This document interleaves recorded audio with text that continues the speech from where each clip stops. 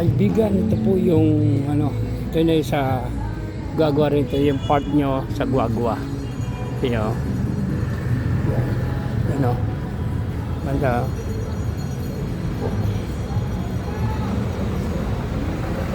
Sa Guagua, Pampanga.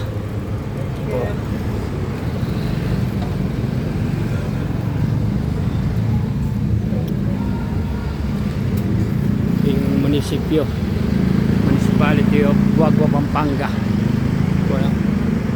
Yan. Ito po mga kaibigan, may nagtitinda rin po mga damit ng Santo Niño. Ito po yung Immaculate Conception Paris, Guagua, Pampanga. Ito po. Yan, nagmimisa po. Yan. That is why truly it makes sense. These are the roadmaps na sana po tukyan tayo. Yes, hindi rin naman ito. Choose them. Radyo. And let us be resolved to practice them, no matter how difficult. Because there will be persecutions, there will be suffering, my dear friends.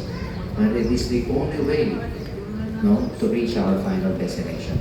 Well, to end my opening today, I'll give you a little story.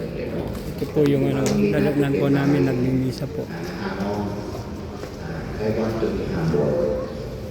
Isa na magpakumbaba. Hindi na nakakaya. Very young man. Pwede, o sige, this is what we should do. First and foremost, admit and accept that you are always right. Hanggang ako ay nakaparating stool. Bigyan yan. Ako po kailan ko, I'm always right. O in that case, if you think you're always right, to be humble, it is impossible. It will take, a breaking and from the Lord before we can be humble. And true, my friends, it takes God's grace for us to do all these things. Masakit na po ulit.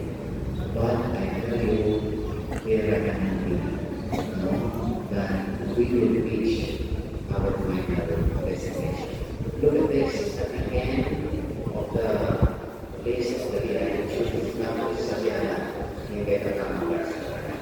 rejoice and masakit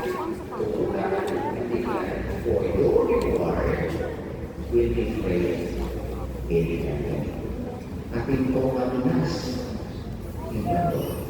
That's why today is we continue our Eucharistic celebration.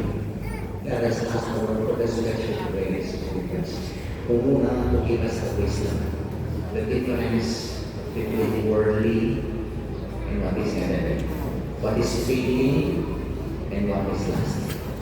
And at the same time, that we be guided accordingly by the Spirit so that we may seek, choose, practice, and live we have to choose because it's on the road towards our real destination.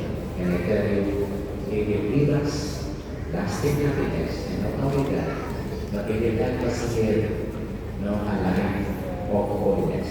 And ultimately, we will be rewarded, of course, with that access to eternal